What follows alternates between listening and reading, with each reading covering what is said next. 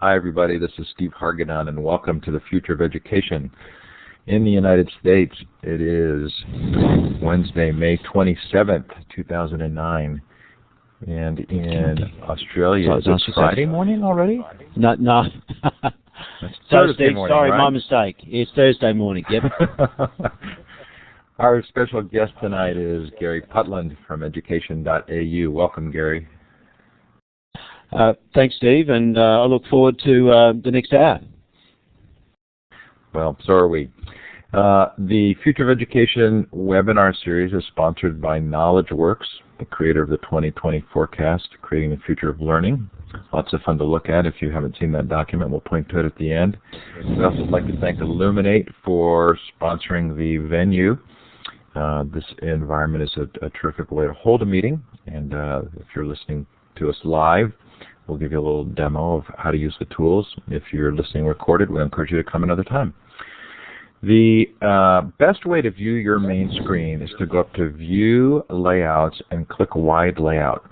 That will let you see the chat a little bit better. It's my favorite way to look. If you look across the top of your screen, you'll see a number of icons. The only ones you really need to look at right now are the green check and the red X. Go ahead and click that green check. It lets me know that you're hearing me and everything is okay. If Garry wants to ask a question and is going to ask you to respond in the positive, you click on the green check. If it's in a negative, you can click on the red X. Garry, I don't think you call it a check. What do you call it there in Australia? Well, we call it a tick box or something like that. But we'd understand check. Okay, so then I'm going to go ahead and clear those. If you would like to leave a comment, you can click and type in the comment area. It's the chat. You can see each other's comments. You can actually send comments to each other, but know that the moderators do see all comments, even though being private. You can click on the emoticons, the little icons at the bottom of the participant window. The smiley face expresses happiness or funny. You can clap to applaud. You can click the confused face if you're confused about something, or if you disapprove, you can click the thumbs down. To ask a question, you click on a hand with a green arrow, and it puts you in a little queue for asking a question. If you think you might like to ask Garry a question using a microphone, go ahead and go up to Tools, Audio, and run the Audio Setup Wizard, and that lets us know that, we'll let you know that your microphone is working. So, be fun to find out where those of you who are in the room are from. Certainly welcome to put your city, state, country, time, and weather statistics in the chat, but you can also, there's a little wand next to the map with a red dot at the end. If you click on that, then you can click on the map and you can let us know visually where you're listening from. It's hot in St. Petersburg. It's hot in Sacramento as well. Do we have someone from Indonesia? Singapore. And Garry, are you the only one coming in from Australia? It looks like you might be. Well, so we'd like to make a special welcome to Garry. He's the General Manager of Business Development for education.au. They are Australia's leading information and communications technology agency for educators. Garry, is this a public or a private agency? This is actually a public agency. We're funded by both the federal and also the state and territory governments. And particularly the education and training ministers. So it's an interesting beast because we're public, but we are kind of like allowed to actually participate in tenders and things like that. So we kind of like straddle both. Interesting. Garry in particular is responsible for the development of new services and business opportunities for education.au. He develops, negotiates, and manages alliances both nationally and internationally, where it brings benefit to Australian education and training community. I met Garry at the COSIN conference, where he gave a version of the presentation he's going to give today. Garry, delighted to have you here and are anxious to learn what you have to tell us about what you're learning about the use of Web 2.0 in education, and then hopefully you're going to give us a tour of your social network. That's right, Steve, and thanks for the opportunity to do this presentation. And as Steve said, that what I'm going to do is a variation of the presentation I did to the COSN conference in March. And given that there are no Australian people here, then I might just also give a bit more of a background to the Australian education and training context. Steve, can I just check? I actually should have control of the slides, so I might just ask whether people have actually got a copy of the slide which says, "Does Web 2 belong in schools?" I think you may have your Roam button still checked. If so, just uncheck it. And then you'll be able to move your slide forward. So Steve, now I've just unchecked that, and so can I just check that you can see the education, it actually just says education.eu creative cable connected. That's where we are. And then you use the single forward arrow and back arrow to move through the slides. There you go. Okay, thanks, Steve. Yeah, so look, what I'm going to do today is talk about the Australian education and training context, because at the moment we've got probably a once-in-a-lifetime opportunity, I think, given our federal government is putting quite a bit of money into education per se, but also have, through their rhetoric, and I also think through their funding commitments, are quite serious about the use of technology and its potential in enhancing teaching and learning outcomes. So we're pretty excited about where our government officials are thinking at the moment, and so there's great opportunities here in Australia, I think. Just a bit more about education.au before I go on.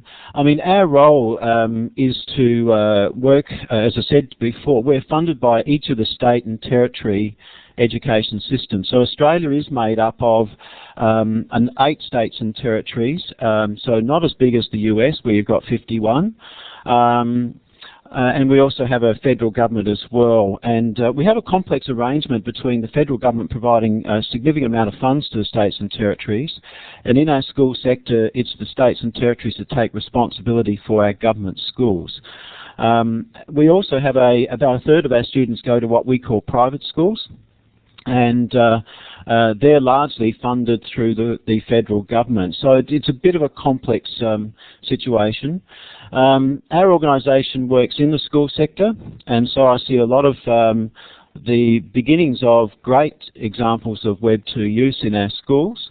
We also work in what we call our vocational education training sector, or further education, and also our higher education, which is university. So I get to see what's happening right across each of those sectors. And what's interesting from my perspective is that I know the nature of each of those sectors are quite different, but in terms of the use of technology, I think we're grappling with quite a lot of similar issues. And the particular one I think we're really grappling with is how we actually help teachers or lecturers, practitioners we call them in the vet sector, how we get them to use technology effectively to improve the learning outcomes. And we're really starting to focus on professional learning, professional development, which takes learning outcomes as our focus, and that drives a lot of the stuff that we're doing.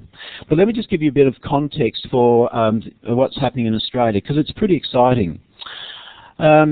So firstly, our government has actually got an initiative called the Digital Education Revolution, and this is $2 billion worth. You've got to remember in Australia that our population fits into the southwest corner of California. So we're not a big nation in terms of numbers, so things like $2 billion for us is actually quite a significant amount of money. What this is intending to do, and again, it's an interesting tact by our government, is to provide almost a 1-to-1 computer ratio for students in our secondary schools in the last 4 years of schooling. So that's from what we call Year 9, 10, 11 and 12.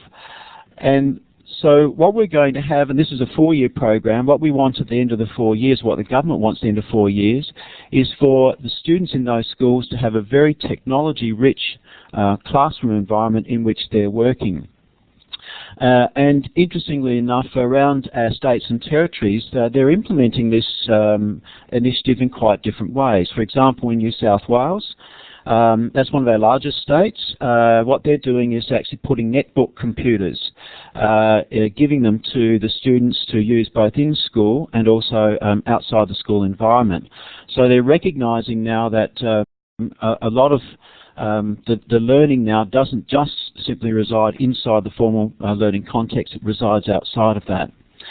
So that's where one state is actually taking that. Other states have in general, I think I can say that many of them are moving down the track of mobile computing and very well connected devices. In fact, New South Wales are now also implementing both wireless connections in most of their schools as well.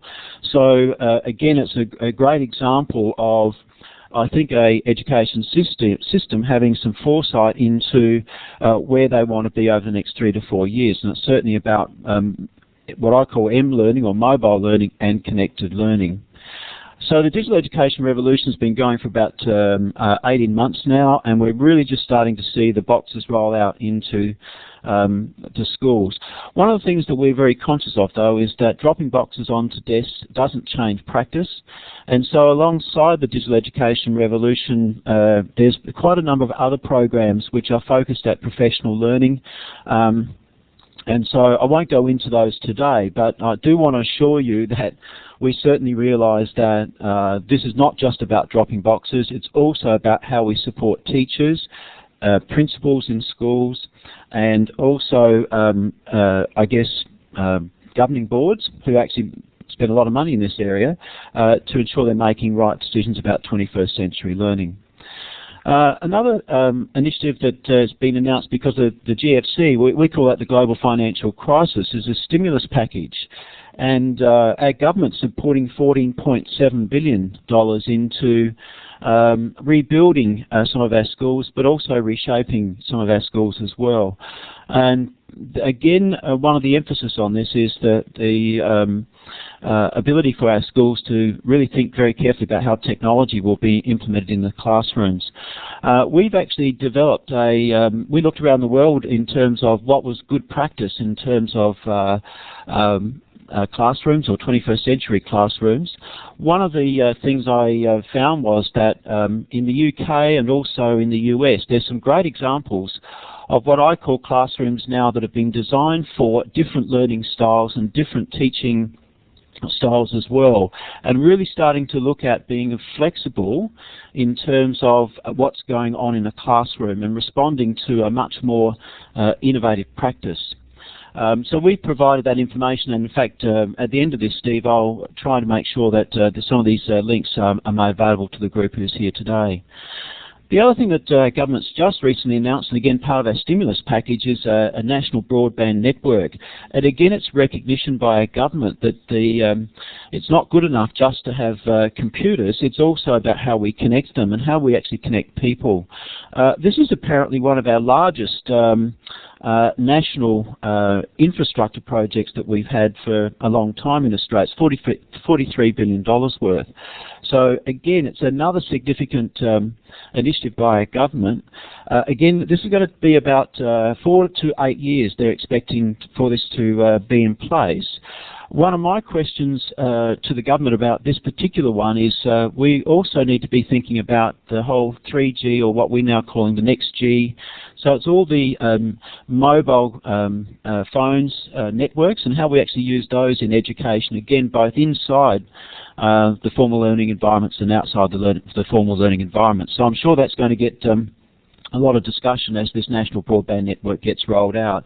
By the way, the broadband network is intended to be what we call fibre to the home and fibre to businesses and fibre out to schools. So we expect fibre to school to happen relatively quickly.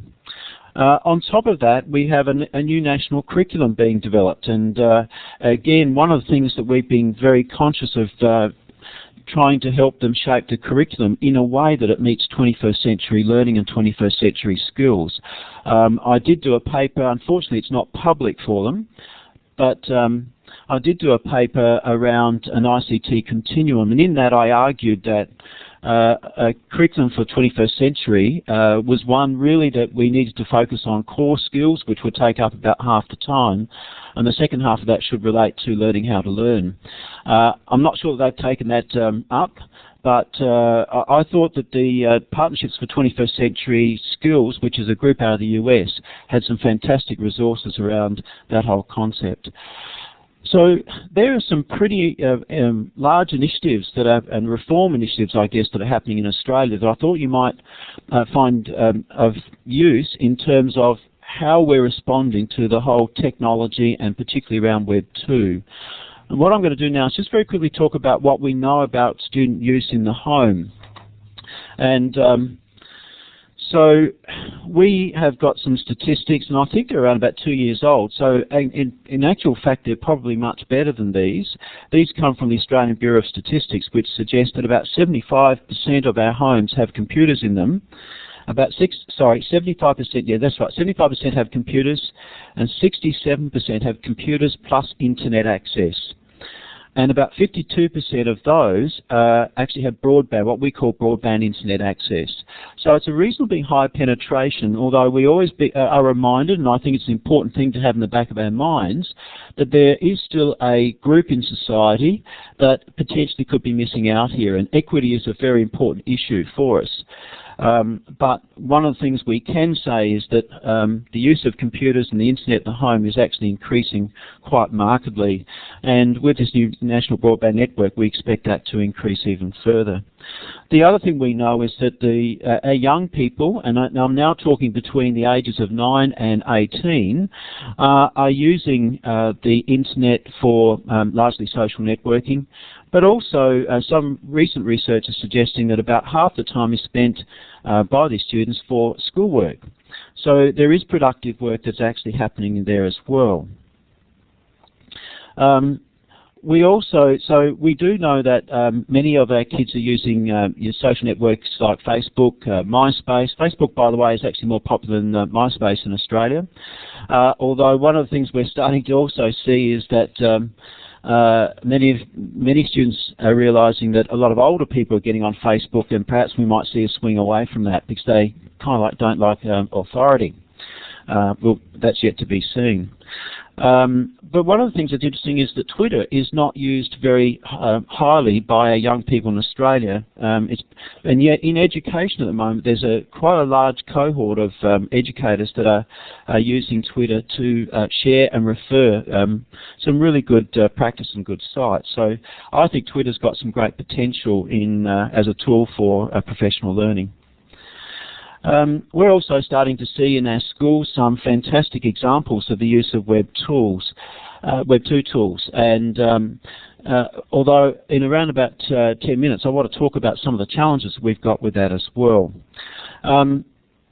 So we are seeing our schools use things like blogs and wikis, and also a whole lot of other tools. I've seen some great examples of students using Delicious for bookmarking, and how their teachers are creating some great resources that they can use year after year. So things like online games, we're just starting to see teachers put some really good, I guess, classroom practice around those, and also in the whole area of virtual learning worlds. There's a really good example in Australia called Schollaborate, which is linking schools internationally in a virtual world environment or immersive learning environment, depending on how people view that. So we actually believe that Web 2's got great benefits, particularly because the focus now with Web 2 is more about connections rather than it is about content. And so we're very interested in this whole notion about how the whole Web 2 should be a focus on connecting people, and knowledge actually being part of the network that you reside in, and it lives and breathes depending on that. So Steve, one of the things that we've done then is that we've actually produced a site called me.edu.au in response to that, and I'm just going to do an application share now. So we'll just go across because I want to show people what we've done with this me.edu.au product. So we'll see how we go on this. Gary, while you're doing that, I'm going to draw attention to a couple of questions that have come up in the chat. I'm copying them and putting them into a document so I don't lose them. But let me know if at any point in time you want to pause and I can feed some of those back to you. Steve, mate, I'm quite happy to take them now if you like. Okay, so the first one I saw was that Virtually Scholastic said, could you share any feedback with us about how teachers have responded to the initiative to get more computers into the classrooms? Any resistance? Yeah, that's a good question.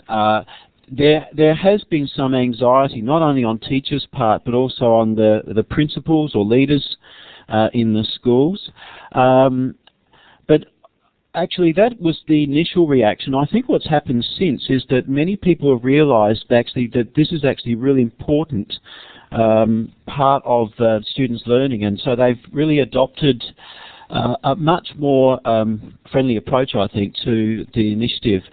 There's no doubt, though, that there's still a lot of professional learning that needs to be done here, and so I think part of the anxiety is more about how teachers will be perceived by students when faced with a classroom of 32 kids and 32 notebook or netbook computers. So I guess in answer to the question, yes, it has caused some anxiety, but my understanding is that people are starting to realise, well, this is going to happen, we have to do something about it. And in some respects, it's a bit like a Trojan horse policy that I think that people, this is going to force the issue for teachers to have to change practice. So there's a little back and forth between Virtually Scholastic and Mr. Coley.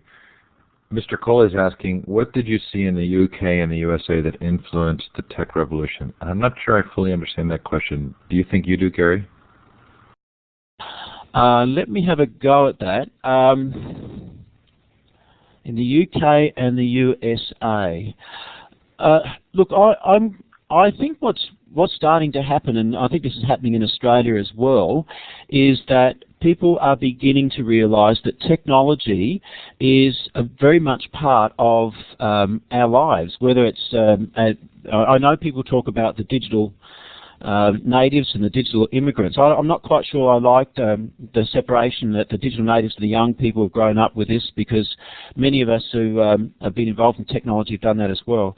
But I think it's largely to do with the fact that it's now part of our society, and people are realising it cannot continue to not be part of our formal education because it's going to contribute to that.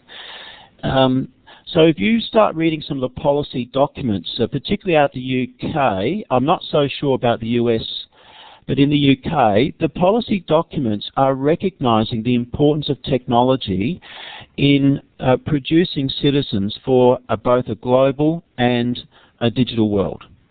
And I actually think that part of this is actually about policy, some of it has been driven from the top. I think the other aspect to this is that we're also, and I hope we see more of this, is the demand from the bottom. So I reckon our clients, that is both our kids and parents in our society, should be demanding that this is the kind of learning that we should expect. So then Virtually Scholastic asks a question that I'm very interested in as well, which is the professional development for teachers focused on building their ICT or tech skills, or changes to teaching approaches? Yeah, look, we in fact will be putting out some of our own research that we've done recently, where we'll be saying the best professional learning is that professional learning that's focused on the learning outcomes of the students. And in doing so, you're really looking at how this is about teaching and learning first, and how technology can be used to improve that. Now, whether that means that then there's got to be a focus on ICT skills, I think that decision needs to be made in the light of this really being about improving teaching and learning, and the focus of the professional learning being directed towards the learning outcomes of kids. Great. So did you want to move on? Those were terrific answers. Okay. So what I'm going to do now, we've developed a product in Australia called me.edu.au, and I've actually logged in. So if you log in to this, and by the way, this is actually a product which we're funded by the Australian governments to provide free to the education and training community. And what we're doing is really developing this as we get feedback from the community. One of the principles, I guess, behind me.edu.au was not to try and put a fully featured Facebook type product in place, because we realised that often by making it that complex, many people weren't able to get into these environments and become productive very quickly. So this is what we call a cut-down version of Facebook. The principle behind this is that we know that people will have a digital footprint, and educators now increasingly are having digital footprints in. It might be a Facebook, it might be a Twitter, it might be Delicious, but it's one of these social networking sites. And what this allows you to do is to draw the feeds from those services into the one place.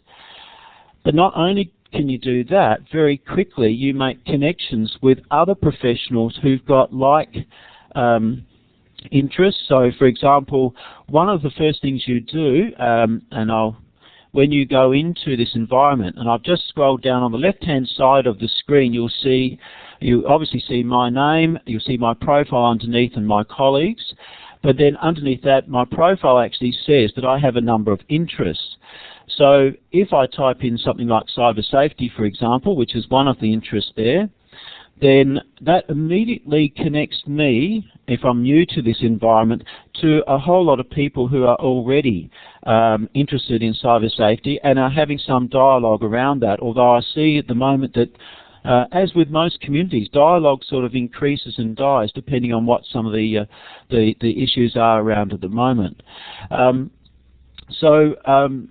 There are a large number of communities now. We've got about 13,000 people in this community of practice. They're all not active. Some have come in to try, maybe have not liked it, have gone back out, but there's a large number of people who are relatively active. And believe it or not, the group that we found has been reasonably active in this area is first year out teachers. These are teachers who have come from university, have worked within the one institution, but now find themselves out in a school and are looking for colleagues to be able to connect with. And so that's been one particular community of practice that has found this environment very, very useful. So the first thing that this environment does is allows you to log in, set up your profile, and then to draw into this environment your feeds from external sources, and then also make connections with other communities of practice. So for example, in mine here, I've got now my colleagues, for example, Prue, Kerry, Jay, so these people are relatively active on the internet, and so I'm drawing into this environment a whole lot of the posts and things like that they're actually doing out on the internet. So it brings it all into the one place. At the same time, we've got the ability to be able to share very quickly and tag a whole lot of resources within the environment as well. So it goes both ways. You can actually pour stuff into this environment, or in fact you can pour it back out as well. And you'll see up the top there that you can have your own blog within this environment. I will admit that this blog is still relatively early in its thinking, and so there's a bit of work to be done on it. Steve, I'm just wondering, it looks like there might be a question there, and I can't see who that is. It's me. I wanted to ask a question. So I'm curious if you felt like you've had to do some training even about what RSS is, because it seems like your focus has been make sure they can bring their RSS feeds into me.edu.au. How much have you had to help people understand what an RSS feed is? Yeah. It's true that one of the things that we are funded to do is to actually go around to every state and territory and do workshops with staff. And it is true that we would have to do some preliminary work with people who are not familiar with the whole concept of RSS. So that's true, Steve. Although in my profile, I mean, one of the things if you know about blogs, you know about the RSS, you know how to copy and paste a URL that links to those, then it's very easy to actually put that into your profile and draw it into the one place here. But it's true, you're right to say that we do have to do some professional learning with staff about the whole concept of RSS. Even the concept of the digital footprint out on the internet, I think for many people is still foreign.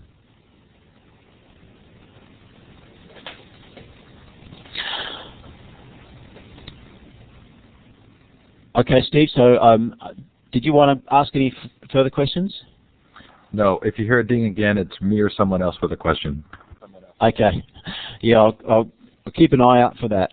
Okay, so this is, as I said, what I see in terms of my profile. But the other thing I can do, if I go up and click on the Community tab up the top, then we have a tag cloud here which actually gives a sense of the other communities of practice that are active within the site. And again, as you see, most people know tag clouds, the larger font size communities, the ones that have got more people in them.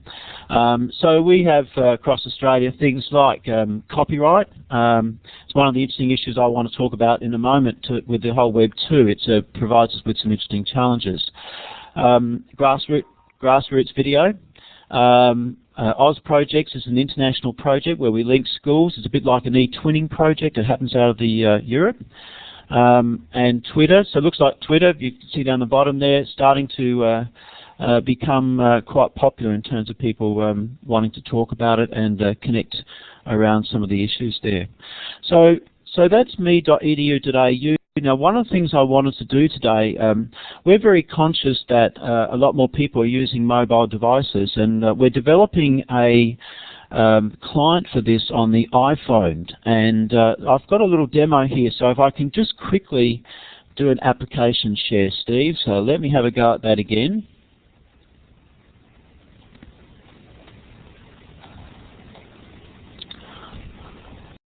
So I think you've done it perfectly. You turned off the app share and you're going to turn it back on, right? Yes, I have done that, and now I need to turn it back on.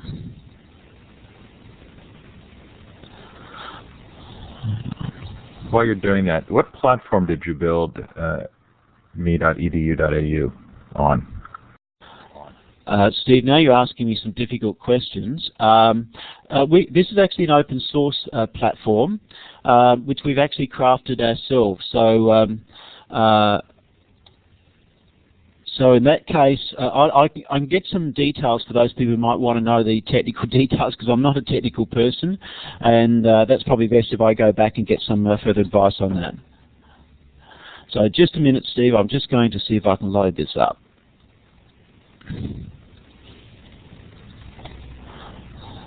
I think first you'll have to start the video, pause it, and then share it, because it won't recognize it if it's not actually up in a window.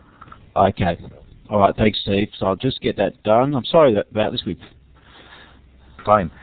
And I've got them in the media library. If we need to play them directly, we can do that as well.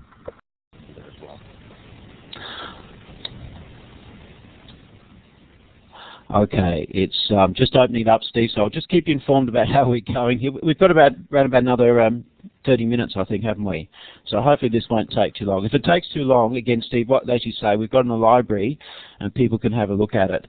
But I thought this was an interesting direction that we're taking this, and I've got to say this is just very early days in our thinking about this, but it's pretty exciting that we, like I'm finding with my iPhone, I mean, I love it. It's a fantastic device, and I think this would be a great addition if people could access the me.edu.au on their iPhone. So just a mo. Okay, I'm just going to do an application share. Now, Steve, can someone tell me whether that's come up on your screen? It's just coming up for me now. In fact, I can see the full screen now. If you can see it, go ahead and put the smiley face on and click on the smiley face at the bottom of the participant window to let us know you're seeing it. So most everybody so far is, anybody not seeing it, you can click the thumbs down or think we're good. Okay. Now, one of the things I can't do is I can't get to the bottom of the screen and click the go button. Just a moment.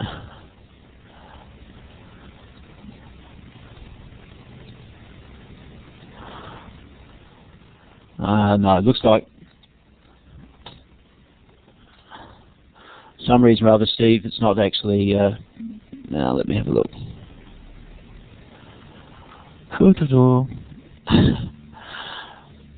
Look, rather than waste your time again, Steve, perhaps people might have a look at that. But sure, look, want me to run the actual video for everyone? Can you run it? If you can start it, because for some reason or other, I can't get down to the... That's fine. So is this the Me Shorter or the iPhone demo? It's the iPhone demo. Okay. I'm going to run it, everybody, and you should see it come up on your screens.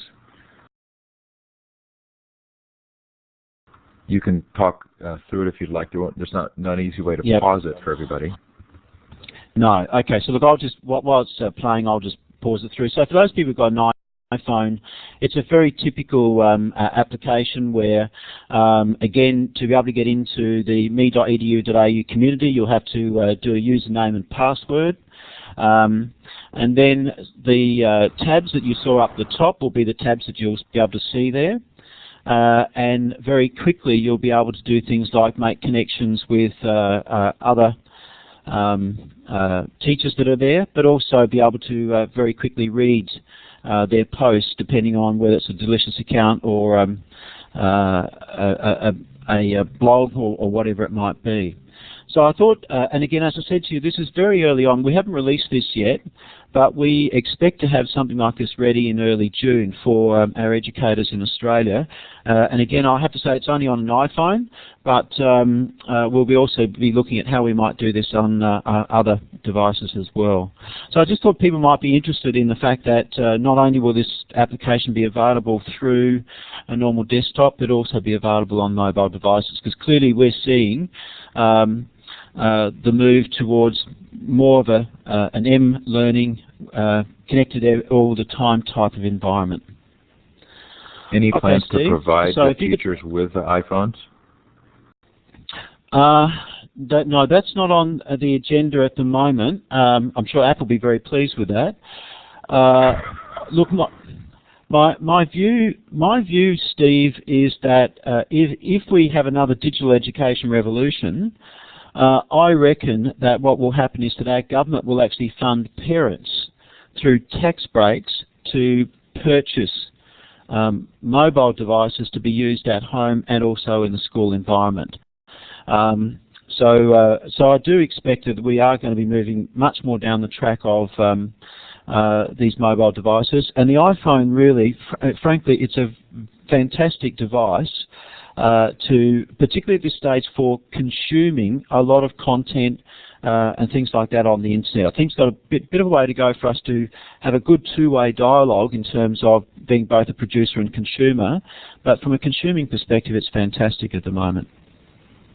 So Rob Rankin asks or makes a mention in the chat of Moodle, and since Moodle actually started in Australia, does Moodle play into this at all, or learning management systems? Are they a part actively of what you're doing?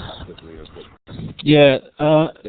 Look, the me.edu.au is kind of like an environment that can wrap around environments like Moodle or other learning management systems, or in fact we're starting to see in New South Wales Education Department, they're building their own blogs and wiki environments. So we kind of like see Me not necessarily being in the Moodle environment, but actually almost a layer around Moodle and other environments, which draws you into the to the one place where you can actually see what's going on with those people you're well connected with. Okay, I see there's a question from, just see a question from Jim. Jim, the answer to your question is that most of our teachers, I think, are behind where our students are at. But personally, I don't see that as being a problem. I see that as actually an opportunity for schools to become genuinely learning communities. Now that does change the role of the teacher, but look, we've been talking about that for about 20 years now, that the role of a teacher is going to be changing. So I think that the digital education revolution is an opportunity for us in Australia to actually force some of these issues, and if that makes some teachers uncomfortable, then we've got to support them in actually saying this is, it's okay for kids to be able to be showing the lead in a class, particularly when it comes to the use of technology.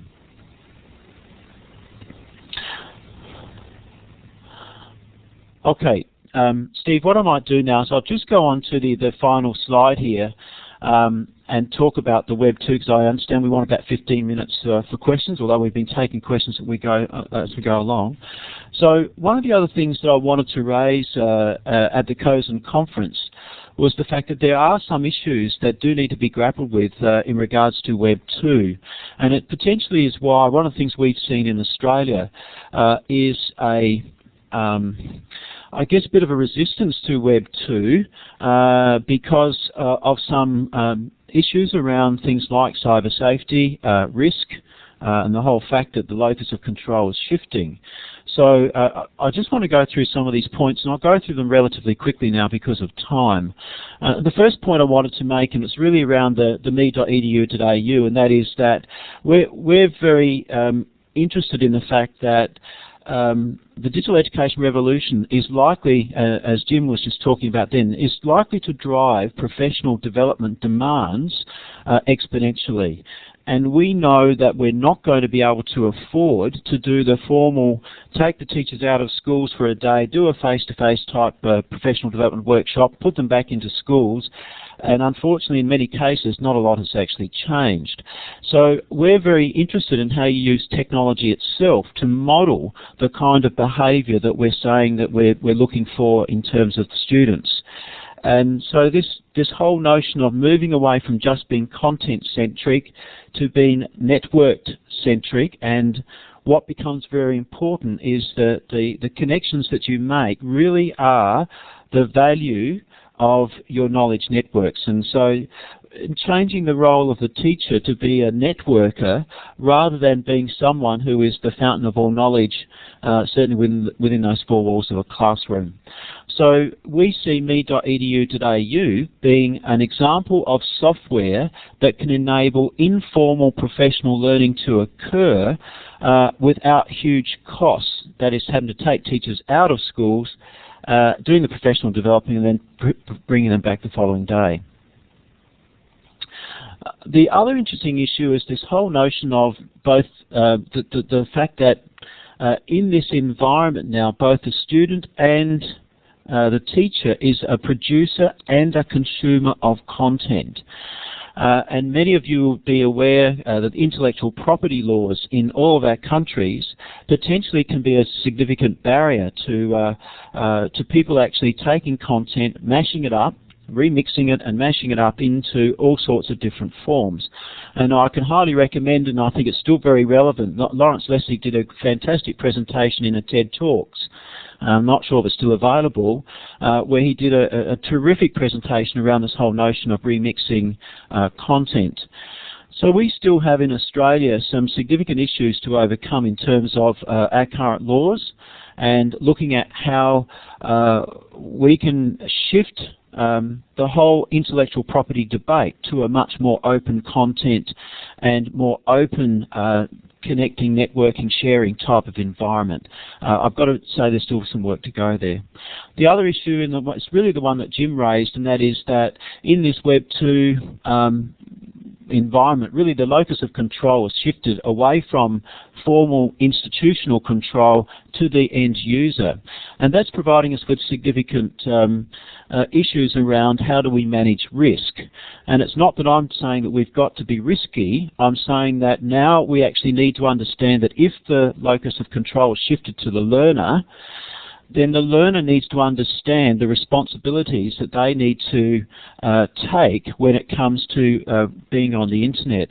And I think this goes, if the learner is a young child, then that actually goes towards how do we help parents also to understand the issues and risks associated with using content. So I'm a very big one about how we can ensure that the communication is not only with students but it's also with parents, because often I think a lot of the knee-jerk reactions we get around the use of the internet are because parents don't really understand what we're trying to do here and their role in also helping us to manage that risk. And the final one is really, as many of you will know, things like Twitter and social networks really help us to keep up to date with what's going on around the world. I mean, we know that in the earthquakes in China some 6, 7, 8 months ago, one of the first indications that was actually occurring was the fact that people who were connected to Chinese people were all of a sudden not seeing any response from them, and so it suggests there might be some things that were wrong. So I guess what I'm really saying here is that content now has certain currency, and these social networking technologies really enable currency to be a very important value to us. So Steve, I'm going to stop there just in case there are any further questions people want to ask. So I've gathered 3 while you were talking. And by the way, since that's the end of your formal presentation, I'm going to clap for you. You can click on the little clapping hand to let Gary know you appreciate him.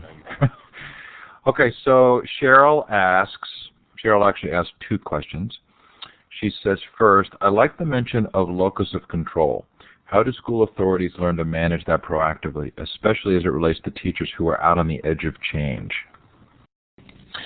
Yes, it's a good question, and it raises the issue of the importance of principals or leaders in school environments. And even more importantly, I think it raises the issue of the policymakers who are informing the leaders and then informing the teachers. So in Australia, we're now one part of the digital education revolution will in fact be looking at how we help leaders in schools' vision about what a 21st century learning will look like and what that means for how schools can operate. And I've seen some fabulous examples of principals in New South Wales, for example, where there's a very collaborative process in terms of leadership. In fact, so collaborative that even the students in the schools are considered leaders. So I think that's and probably an exception to the rule, but a fabulous way of doing that.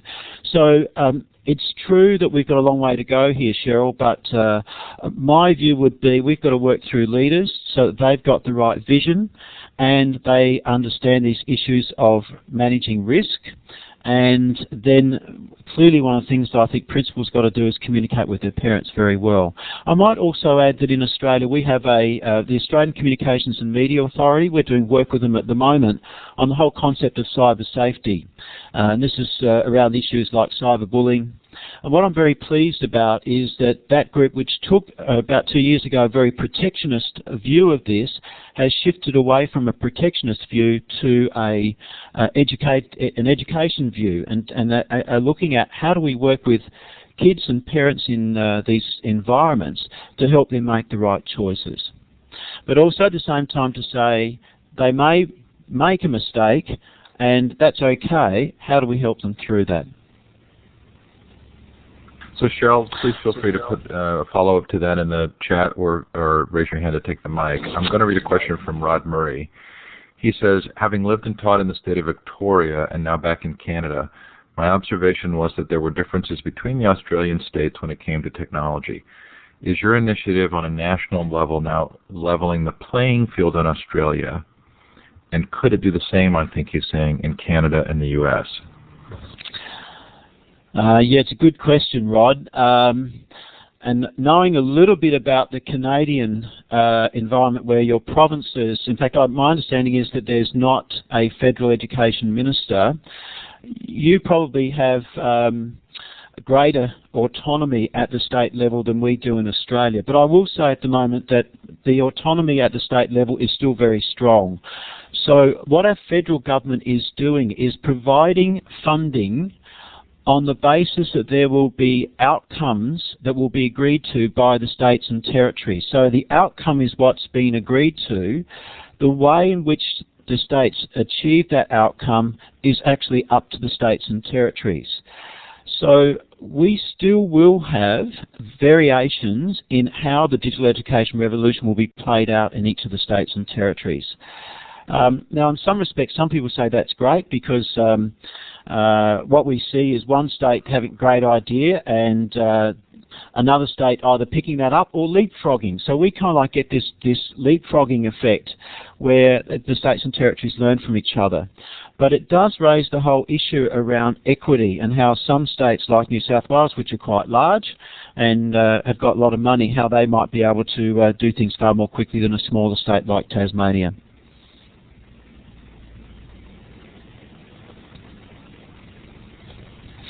So Cheryl, if you want to put your questions to the whole room, be sure to check the next to the send button. There's an all rooms or this room. Yours are just coming to me and Gary, so it can't be seen by anybody else. But Cheryl says, parents are obviously an important component of the new education technology process. I appreciate that you've mentioned this. Parents are part of the team and look forward to hearing more about the ways Australia is working on this. I love what you all are doing. Thanks. So at one point, Gary, you mentioned that you had done a study when you had looked at the U.S. and the U.K. with regard to learning and teaching styles. Were you going to try and give us a link to that? This is a paper, Steve, that we're still working with our Federal Education Department, so it's not publicly released. It will be public. My suggestion is that on our current website, which is www.educationau.edu.au, and I won't go to that now, Steve, but again I'll send the link. We have an area on that which is our Strategic ICT Advisory Service, and that's where you will find some reports that we've done just recently, and we'll include that report I referred to.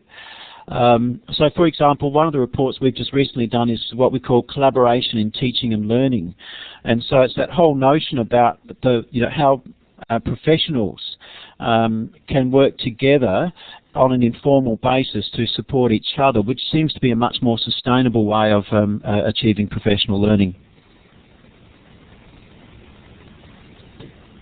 Also wanted to ask you if you had a sort of a report on the status of Al Upton. I know that some of us in the U.S. sort of followed what had happened in his class. Can you give us some understanding of what's taken place over the last year and his circumstance? I can. And look, this is my understanding at the moment, and that is that Al Upton, for those people who don't know, Al Upton was allowing his Year 3 students, I think they were, to be able to blog and publish on the internet. There were some concerns from a parent, as I understand it, about that, and unfortunately police became involved. And so the Education Department took a particular position on that. It's my understanding that there's been quite a lot of dialogue between the department and Al and the school around that, and certainly the department has been developing policy guidelines to hopefully prevent that from happening. But it's a good example of where if we can work with parents on understanding A, what we're trying to do as educators, and B, that there are risks, but the risks can be managed, then I think we may have got a better outcome from that particular example. But interestingly enough, across our states and territories at the same time, we probably had 3 or 4 instances like that. So it's why I'm very big on the fact that part of this issue is about how we communicate with parents to help them to understand that this is actually important stuff, and secondly, that we can manage the risks. And so we're not putting students at significant risk. So a couple of weeks ago I interviewed Mark Treadwell from New Zealand. Is that a name you know? I do know of Mark, but I must admit not as well as I perhaps should have. And I know Mark's done some roadshows here in Australia. Well, I think part of what was interesting to me about the event with him and then talking with you tonight is the degree to which both Australia and New Zealand seem to have a stronger government commitment, or maybe a more focused government commitment with regard to technology. Do you have some sense of why that might be when you compare it with the United States?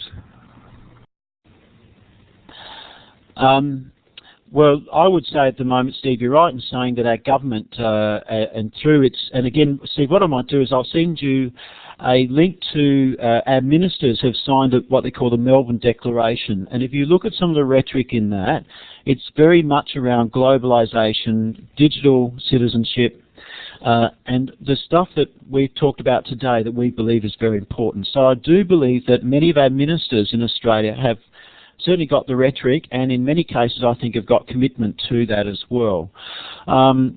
Why have we been able to do that?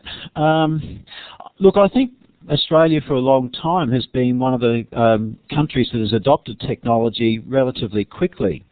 And my view on that is that I think we're such a small country that we're always looking outside of Australia for great ideas to bring back in.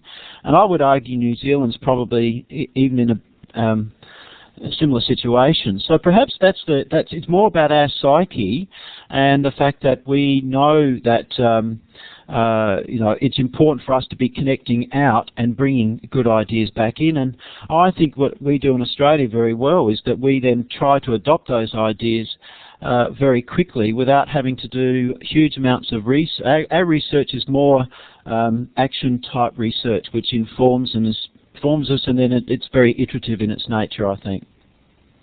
I'm not sure that answered your question, Steve. Well, I think it does, and I think it's something I think about, and I put in the chat there. Maybe it has to do a little bit with humility.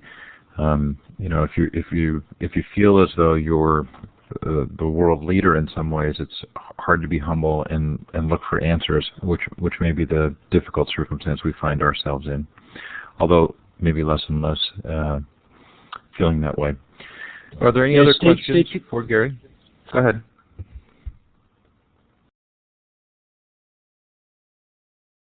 Sorry, Garry, I talked over you. Oh, sorry, Steve. I'll just make one other point. I must admit, when I was at the COSM conference in March, what did strike me, though, was one of the issues that I think you guys are grappling with, which we fortunately don't have in Australia, is the No Child Left Behind policy. And I don't want to be too political or controversial here, but it does seem to me that that policy itself potentially may constrain teachers from being able to innovate and try things differently when you've got to focus on particular outcomes.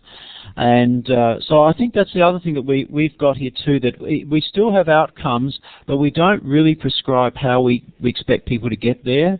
So I think that's why I think our new national curriculum that we're developing, I think it's very important that we think very carefully about the fact that it's important to have outcomes, but it's probably less important now to have everyone achieve those outcomes in exactly the same way.